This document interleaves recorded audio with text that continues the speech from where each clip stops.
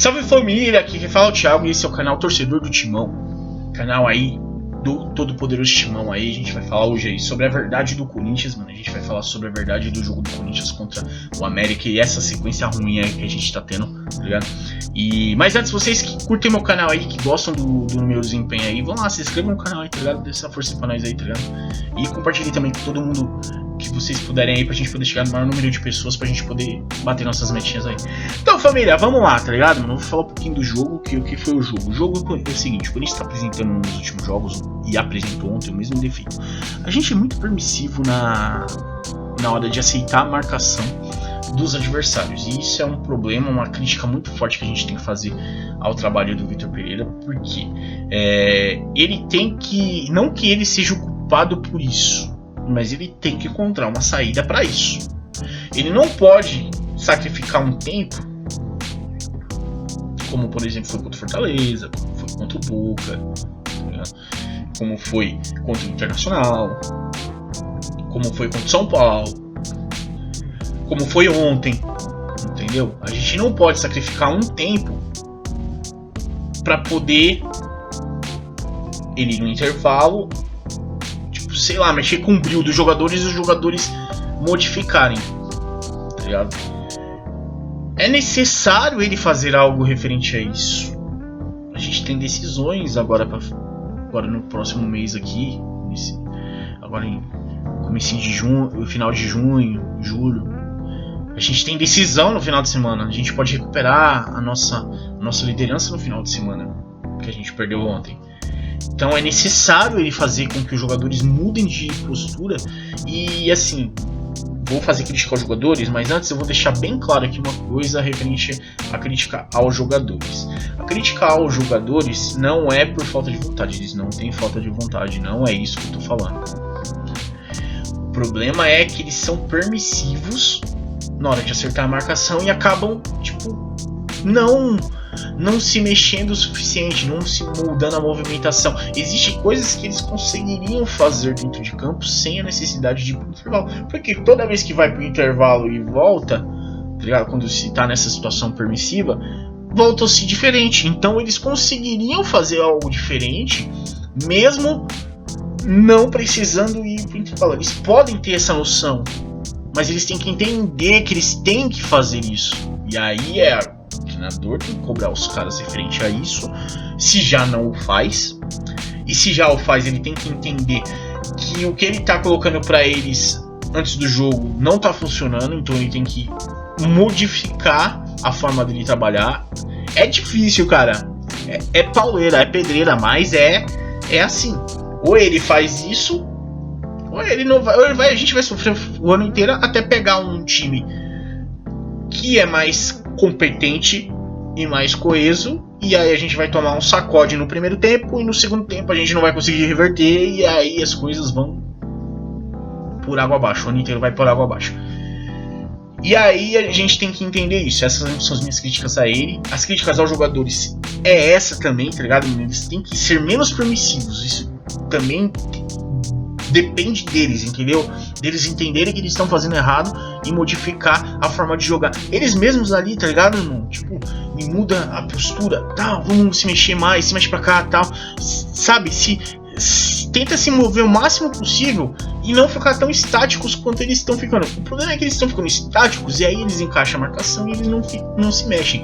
E aí ontem, tá ligado? Aconteceu uma coisa assim referente ao jogo que eu vou fazer uma crítica referente a algumas pessoas da mídia, especialmente o Casagrande nessa crítica, porque eu vou fazer para o restante da mídia também, porque eu acho que tem muita coisa errada aí do lado deles também, tá ligado? O Casagrande fica reclamando o jogo inteiro do Vitor Pereira. Como por exemplo, ele falou que o Renato Augusto nunca jogou pela ponta, e aí ele não pode jogar lá, porque quem tinha que jogar lá era o William, que não sei o que lá, parará. Tá. Vamos entender o porquê que o Renato Augusto se movimentou dessa forma. Quando ele jogou com dois pontos, o Roger Guedes e o William, tá ligado? O Roger na direita, o William na esquerda. O Renato centralizado. Só que aí o que acontece? A ideia de um cara que joga centralizado não é mais ficar ali. Ele não pode mais ficar ali só. Ele tem que ir para dentro da área, abrir espaço pro cara, pro centroavante vir de trás, entendeu? Um centroavante, ainda mais um centroavante móvel como a gente tem o Júnior Moraes quando ele tá jogando. Ele tem que ir pra direita para abrir espaço pro cara vir por dentro, para ele poder, o ponta, entrar na área de frente pro gol, tá ligado? Então essa movimentação tem que ser constante. E é óbvio que a gente olha e fala assim, mas quem vai coordenar o jogo? A gente tem que ter volantes que consigam trabalhar o jogo. O futebol exige isso. Os caras que jogam de volante hoje tem que ser box to box, que é o quê? De área a área, o cara que coordena as ações do time vindo de trás. Esses caras têm que jogar. Normalmente um cara como o Renato Augusto seria aproveitado ali, só que ele não tem capacidade física para marcar. Então qual que é a situação? Ele joga mais nas pontas para abrir espaço, para que ele possa pegar o time chegando na área. Ele consegue lançar ou trabalhar a bola, passar para o time jogando na área. Nós não conseguimos fazer isso ontem. É difícil fazer isso, entendeu? E aí vou te dar exemplo de um jogador que faz esse tipo de jogada com frequência na Europa, Kevin De Bruyne. Ele joga mais ou menos no posicionamento do Renato Augusto, mas se mexe o jogo inteiro, tá ligado? Se mexe o jogo inteiro. Ele fica na direita, fica na esquerda, ele vai pra dentro da área, ele volta para ajudar o time. Então ele é um cara desse. Gundogan também é um cara desse. Tá direto dentro da área, ele se mexe pela esquerda, ele se mexe pela direita. São caras que se mexem, isso no City, tá ligado? A gente falando do City. O Thiago, tá ligado? O Thiago do Liverpool, ele se mexe o jogo inteiro. É óbvio que ele não é ponta, mas ele tá em todos os lugares do campo. O Renato Augusto tem que ter isso, porque ele é o nosso cara criativo, passador.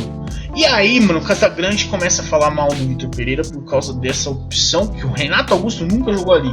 Se o Renato Augusto nunca jogou ali, beleza. Eu entendo ele falar que o Renato Augusto nunca jogou, mas vai jogar agora. Porque nós contratamos um treinador que tem a mentalidade europeia. Ele estava treinando um time europeu. Ele não estava treinando um time da Arábia. Ele não estava treinando um time uruguaio.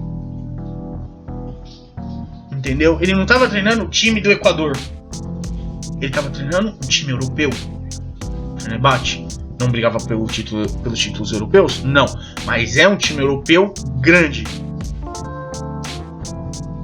Então a gente tem que entender isso. As pessoas têm que pensar antes de falar. Entendeu? E aí, o Casagrande hoje ainda escreveu um textão, tá ligado? Do Vitor Pereira ainda, dizendo por que ele não gosta do trabalho do Vitor Pereira. E eu vou ser sincero, ele não gosta do trabalho do Vitor Pereira porque ele queria que o Silvinho tivesse continuado. Frequentemente ele cita o Silvinho nos comentários dele. Não tiveram a mesma paciência com o Silvinho. Mas com o Silvinho não tava tão assim. O Silvinho teve 7 meses de Campeonato Brasileiro, só com o Brasileiro, e o time não apresentou evolução. Tanto que no meio do campeonato o Corinthians contratou 5 jogadores. 5 não, 4. O Paulinho veio esse ano. Tá ligado?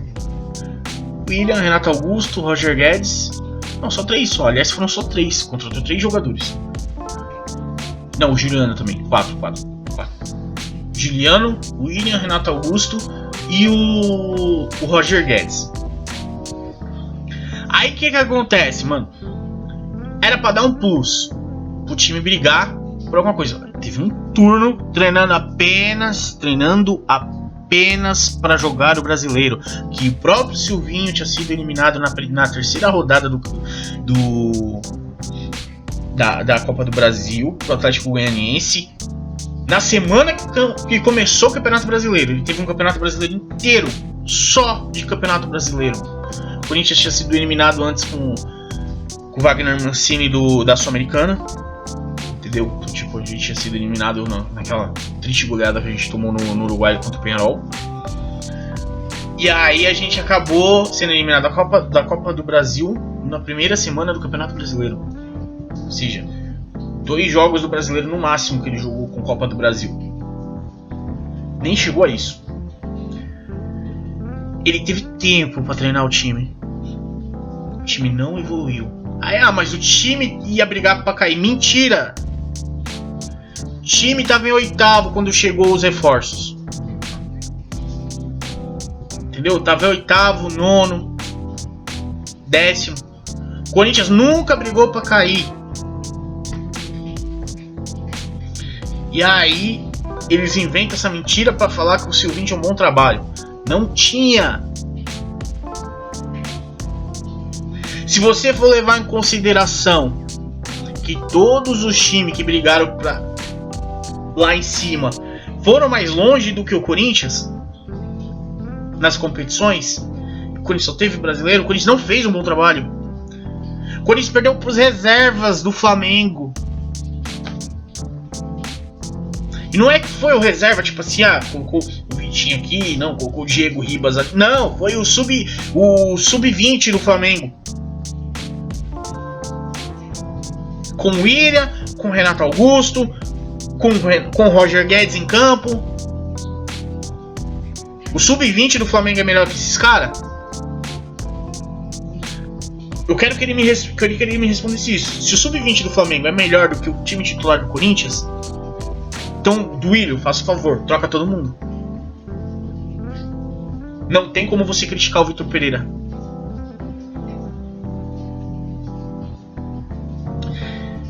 E aí, vamos continuar aí nessa crítica.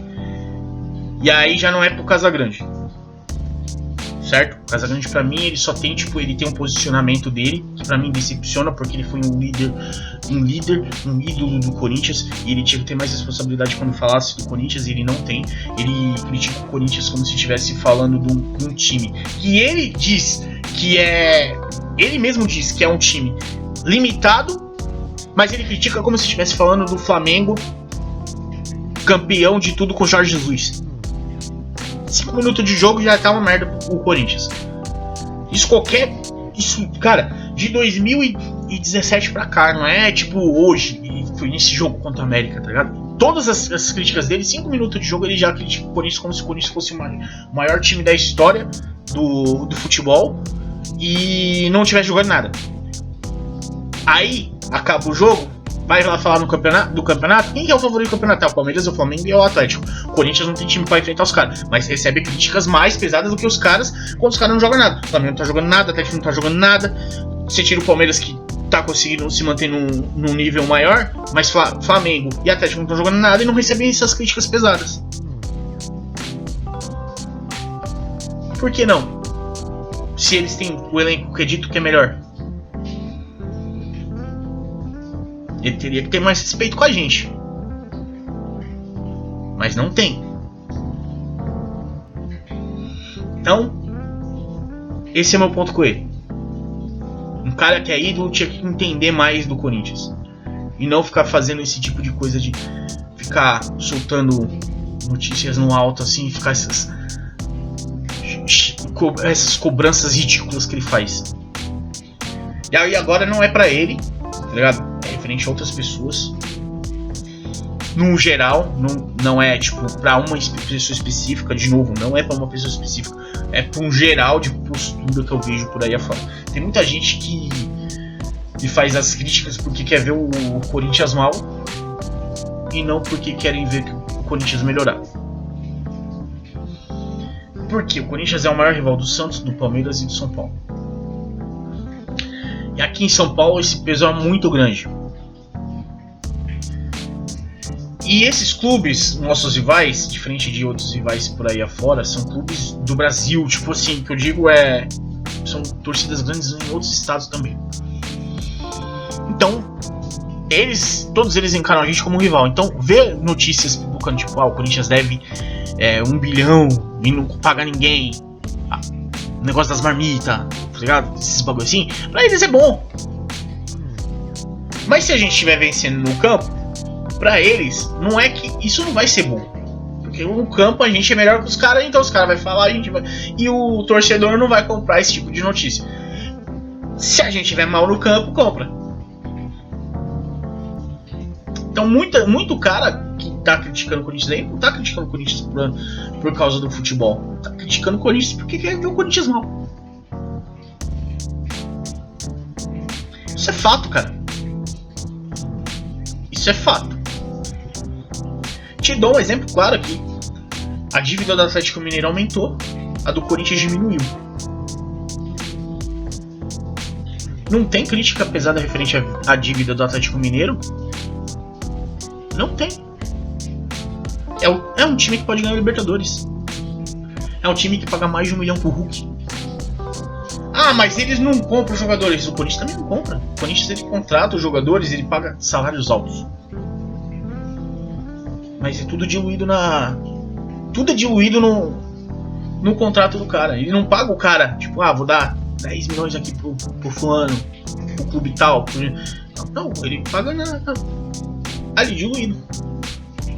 É criticável atrasar. É ofensivo uma diretoria atrasar pagamentos a um profissional. Qualquer jogador, técnico, tudo. É ofensivo e merece críticas pesadas. Mas não é o caso que está acontecendo agora.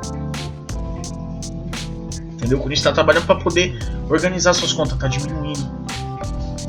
Entendeu? Merece um elogio da minha parte, porque eu sempre critico o Corinthians, ele tem pouca criatividade para poder conseguir patrocinadores novos. O Corinthians está trabalhando bem para isso, está conseguindo, brigando para ter patrocínios de forma diferente.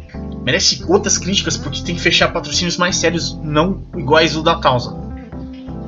Tem que se proteger melhor. Mas, tá ligado? A grande mídia só porrada no Corinthians, tá ligado? Só porrada. Quer que o Corinthians se torne uma SAF pra poder zoar.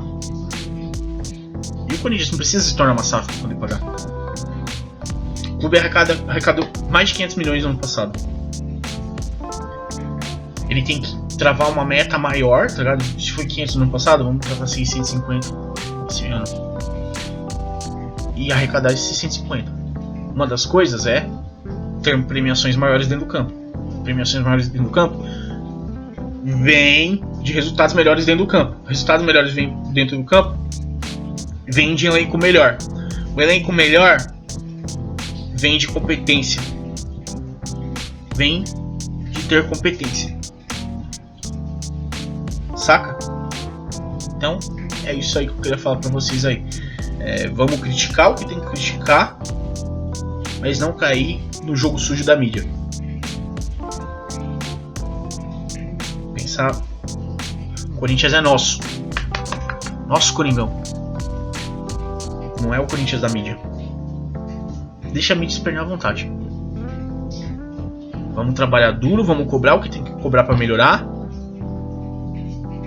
E vamos pra cima, vamos mudar. Beleza? Família, o vídeo ficou longo aí, mas espero que vocês gostem.